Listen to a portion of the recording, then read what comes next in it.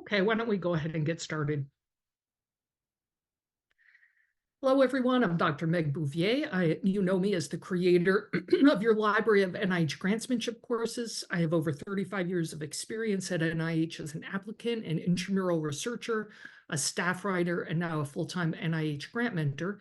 I've helped clients land over $500 million in federal funding, and I'm here to answer your grant writing questions. So grab a cup of coffee and let's get started. So if you're attending live, remember that you're in listen-only mode. You can start typing questions into the Q&A box. If you have information that you want to share that pertains to the discussion we're having, feel free to put that in the chat box.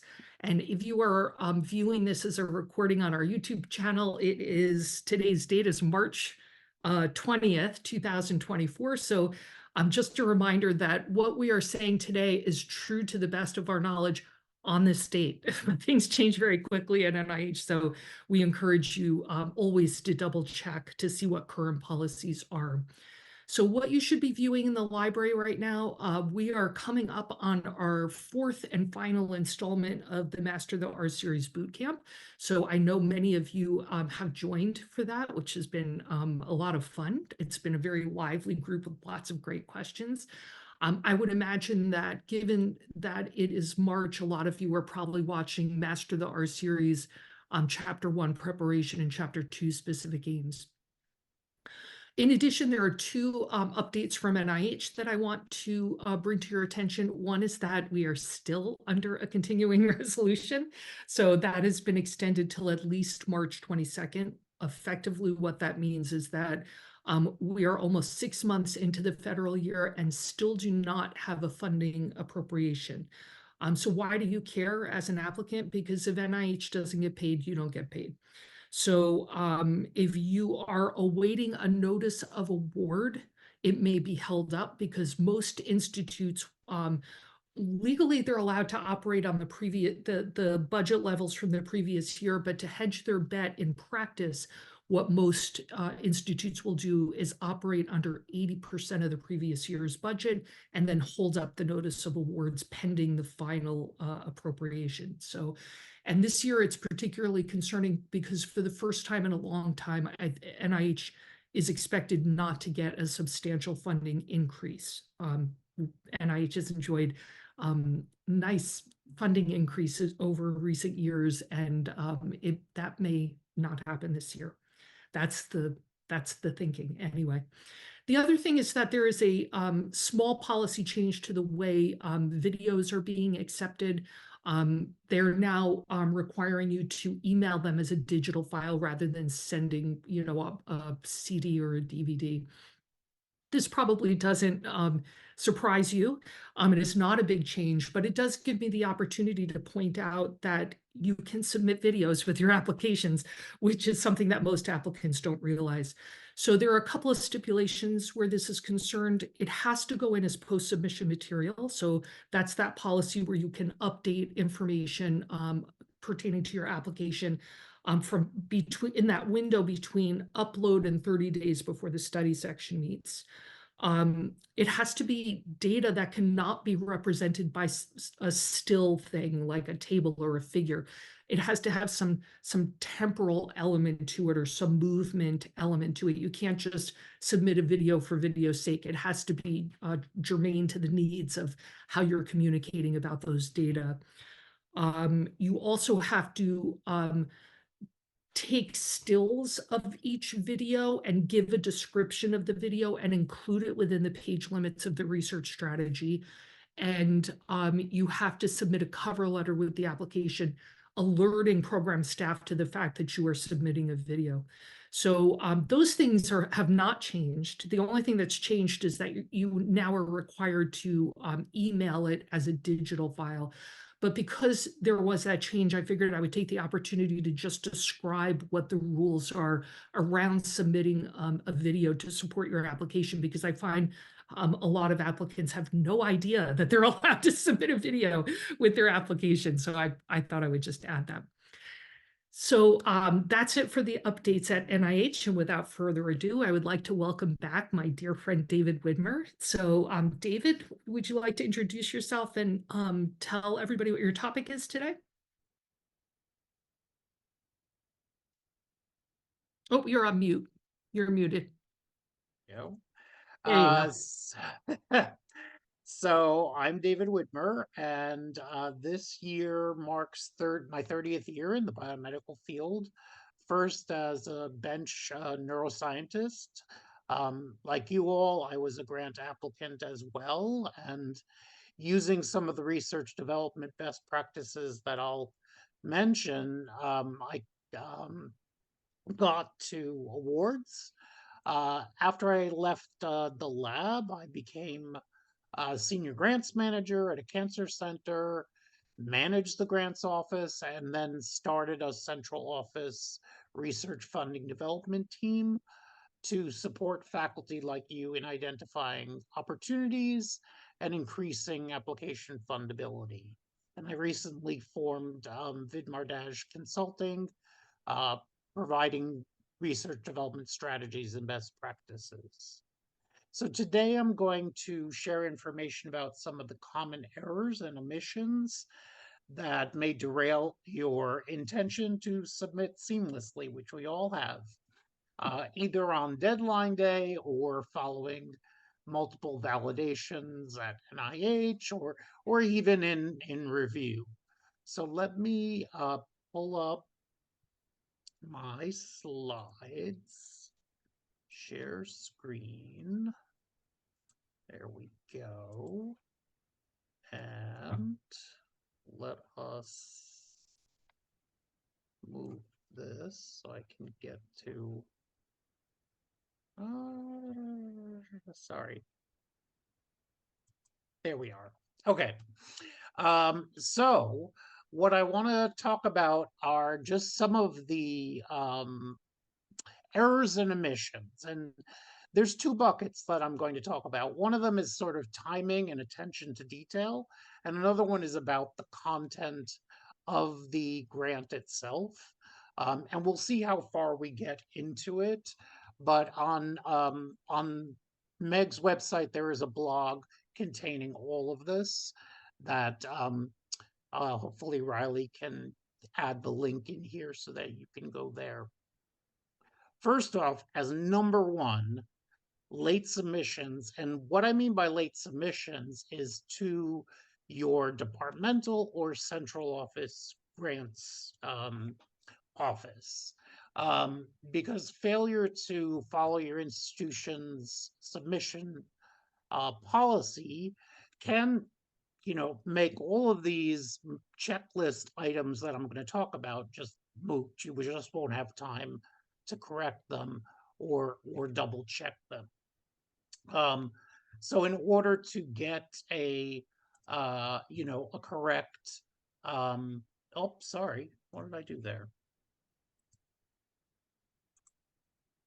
In order to get a final draft, to do a final review, you need to have it sent to your grants office. So whoever is going to be reviewing it for the institution in a timely manner. So a few things. These are sort of low-hanging fruit. So make sure that you have the correct application packet. And, NIH signage has improved. So, notices of funding opportunities usually have big red lines of what is expired. But, as you know, on the interwebs, things live out there forever. So there are NOFOs out there that may not be labeled, may have expired, or may have subsequently updated parts. So just make sure you're using the correct package. Missing or incorrect application parts will block you when you send this to whoever in the institution is the signatory and will be submitting to grants.gov. So make sure that you've filled out everything, you've uploaded whatever requires an upload, because the content of them can't be checked, but a lot of the system to system programs out there have error and warnings that will block your submission if all of the parts are not updated. So I will let's. also say that you can actually upload to grants.gov and have an error in your packet and not receive an error message, but have it flagged later on by CSR. So these error flags that come up through a system are meant as a backstop. You are supposed to be the one to identify the errors. So I'm just saying, like, make sure that you are doing your due diligence and giving your pre-award support office enough time to do their due diligence. Um, that's very true. I mean, there are grants experts in your office that are there to help you, are there to check some of these things that may not be on your radar. One of them that is a flag that often happens is missing or incomplete biosketches. And the incomplete aspect of it is usually the Commons ID. That is a big problem. It's either invalid or it's missing for key personnel. The other thing that usually doesn't hit until review time is not including a biosketch for somebody who is truly key to completing your research. Because that gap in expertise will be questioned in review. So make sure biosketches are complete, make sure they're all uploaded, make sure all the key personnel have them, and please, please, please edit the biosketch for that particular grant. If the expertise in the biosketch doesn't reflect the project in your grant, that is not a good thing. Um, the other thing that I just want to add that's one of those things that will be put you in automatically in the triage pile. Like yes, that kind of silly mistake. It may sound like, oh, it's not a big deal, but reviewers are looking for ways to stratify applications that are all high quality, or a lot of which are high quality. And if you make a silly mistake like that, where there's a biosketch, and clearly the personal statement was written for a different application, you're triaged. Like that's all they're looking for is one excuse to put you on the triage pile. right. So And all of these things can be checked, but that's why I put the late submission to an office as the top. If you're checking them, with a half hour or an hour before the deadline, you are going to hit up against the deadline. You and your office are going to miss things. And, late applications are very, very, very rarely accepted, even if you have an amazing excuse in your cover letter. It has to be some major storm or something that has been noted by NIH as a valid excuse. Another thing that will put you in the triage pile is lack of clear institutional support. So do remember that the grant is being funded not to you, but to your institution. And by submitting this application, your institution is implicitly saying that you are the best PI to finish this project. And so some sort of um, proof of that should be included, whether it's a letter from your chair or your dean or whoever the CEO or leader of the center is, because they want to know as a reviewer that you will be given whatever resources or items that you need. And if that's not clear, or if the letter is kind of lackadaisical and not really very supportive of you, then I would have a discussion with whoever's writing the letter. What do I need in order to get a more, flow, glowing letter for my grant? Um, so another thing is budget errors.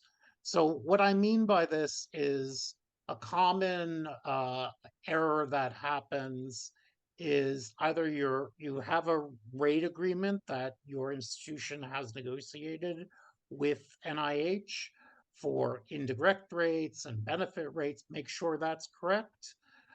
Make sure that you're asking for the funds that you need to do your work. Remember the reviewers are scientists too. They have a sense of what things cost. They have a sense of what you will need to complete your project. So ask for what you need, of course, within the limit. And if you are going over that 500K limit, make sure that you attach the approval from your PO and make sure that you get that approval. Usually it takes about 6 to 8 weeks before the deadline. So make sure you ask your PO for that approval ahead of time, and your grants office can help you with that. The reason why budget errors will make things less than seamless is because at the time of the award, there'll be a lot of cutting. Don't cut it yourself ahead of time. And the other side of it is if you're asking for the wrong rates or the wrong, total for your collaborators or something, you can't correct that after the award. And in post award, your institution's going to have to balance reality with what the award was. So make sure that you've talked to whoever is budgeting for you and that you have a good sense of what you need at your institution, at your collaborators' institutions, all of those things. Failure to follow formatting guidelines, that's just a general thing, but the one area that I've seen errors in are some files have naming conventions that you must follow. Some sections have naming conventions that you have to add. Don't neglect that, because that again is low-hanging fruit that you can do very quickly. A number of things that are focused on the research strategy or any other aspect of the grant content is each NOFO has review criteria, very nicely detailed. Make sure you address them. Because the reviewers are going through that list. If you haven't hit it and maybe captured the phrase from each criteria, you're shooting yourself in the foot. They will be looking at that as a checklist. Make sure they can find the area where you're talking about whatever is required. I have also mentioned an inadequate consideration of all of the rigor criteria, and that needs to be woven into various spots in your research strategy. Make sure you check where those things need to go. There have been recent changes. There will be some more changes coming in 2025. So just stay abreast of that. And again, the majority of central offices or departmental grants offices are experts in this. They've seen lots and lots of applications compared to how many one particular PI may be submitting. And let me make sure that, so I'm going to pause because we do have some questions that were submitted by you all. But I do want to mention that there's a bunch of other things, the details of which are in my blog. And if there is interest, I'm happy to come back and talk about these in particular, because some of these things are more research development guidance that I can give you information about. So at the moment, I will pause. Here's my email, and happy to answer any subsequent questions. Okay, so we have two questions. The first is on a biosketch in section C, contributions to science. Is it required to cite a publication or research product? Is it okay to list a contribution and not list a publication or research product? I've never seen that done. It's hard for me to imagine under what circumstances you might have contributed something and it didn't result in some kind of a product that could be cited. So have you seen that, David? Well, only in something like a fellowship where you don't have publications yet. So in that case, then what I always recommend is talking about your accomplishments. Like, I am an expert in RT-PCR. That's how I will support this grant. I don't have a publication about it, and we can talk about whether one should submit a fellowship without any publications. Right. It's a But whole other question. that's a whole other question. Right. Okay, hopefully that answers that question. If not, feel free to say more about what you'd like us to respond to. Does R21 need the support letter? I think everything needs a support letter, right? I mean, you're, as David said, you are not the recipient of the grant, your organization is. They are hosting the work. They are agreeing to host the work. And this question often comes up when people ask me about what are the eligibility requirements for submitting an R-Series application? Do I have to have a faculty position to submit an R01? And NIH doesn't require any of that, but your organization might. They have to say that they are willing to give you space and resources to conduct the work, and they may have requirements about whether or not you're allowed to submit, an independent R-Series submission. So yes, I would say every submission at NIH requires an institutional letter where they spell out not just that they will support the work, but exactly what form that support will take. And that can really hurt you in the criteria of investigator and institution, because you want to have that clearly woven together, that your institution says this person is the best to fully complete this project, and we will be behind them with whatever resources are needed. And again, there are various levels. In my institution, we didn't go to the president for every grant, but there's a department chair or a service chief or somebody who knows and oversees your work, who can vouch for you as a representative of the institution. Yeah. And by and large, the bigger the grant, the higher up you go with the institutional letter. So big center grants, you're usually going to go higher up the chain of command with the institutional letter. But again, your pre-award support people will know what's appropriate. You just have to give them time to do their job. Yeah. That's the key thing. Most of you, I mean, pretty much almost everybody on this call comes from an organization with robust pre-award support services, which is a blessing. But you got to give them time to help you. So, factor that in. There's an internal drop deadline at your organization. So don't work backward off the NIH deadline. Work backward off the pre-award support deadline, which is usually 5 to 10 business days before the NIH drop deadline. So we had two questions that were emailed to us. One has to do, the question had to do with what exactly does NIH consider appropriate preliminary data? And so David and I were chatting about this before we got on, and I'll have him weigh in as well. So there aren't hard and fast rules about this, in SF 424. Many NOFOs will say that it should be unpublished data conducted by the team in support of that demonstrates the feasibility of the project you're proposing. Having said that, I will say that in practice, the acceptable definition of preliminary data is more broad.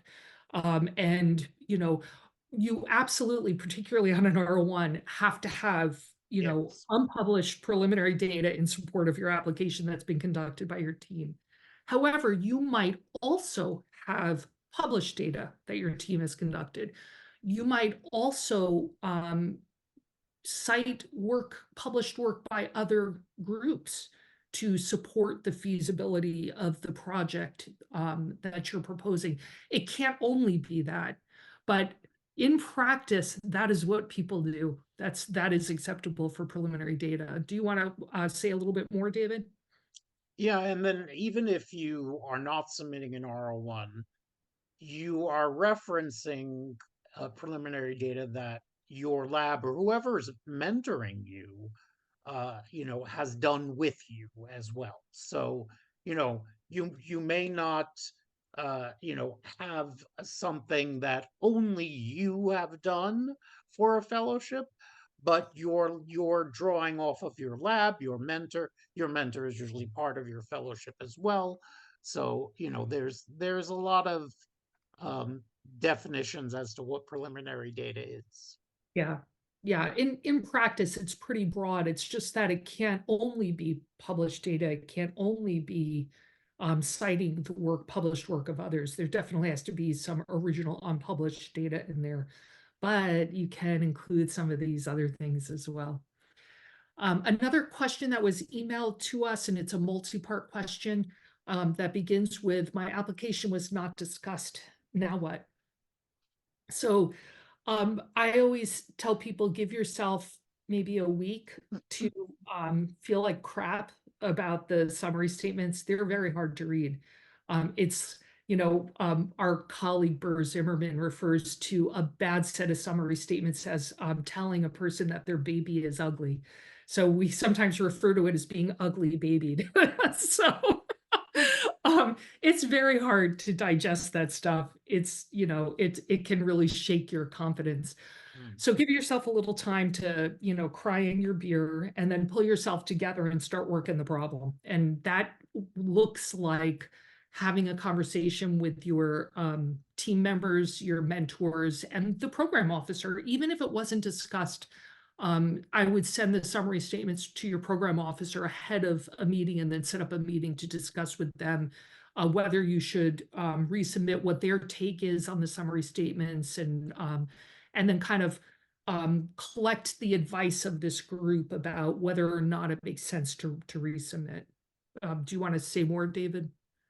Only that, like, this will differ between institutions, but at my former institution, my team was somebody you could share that with, because we saw a huge number. Yeah. I was there for nearly a quarter of a century, so I saw a huge number of pink sheets, because they used to actually be hard copy and pink. Um, and so we have a sense of what is actually missing, and it's hard for you to look at your own stuff because it is very personal, and sometimes the text may not be the kindest. Reviewers are people too. So you need to weave through that and see what is actually missing, what is actually actionable. Yeah. Yeah. Yeah. And sometimes lengthy prescriptive critiques, to my mind as an outside reader, are inviting a resubmission. It's the ones that are brief and damning that feel like they are not inviting a resubmission. Like when they basically say, we don't agree with the hypothesis, there's nothing to support the feasibility of the project. We think it's not significant. Brief and damning is bad. So sometimes when you get those lengthy, detailed summary statements, as hard as they are to read, to me, I feel like, wow, they took a lot of time to be really detailed and prescriptive about what they want to see on a resubmission. So Right.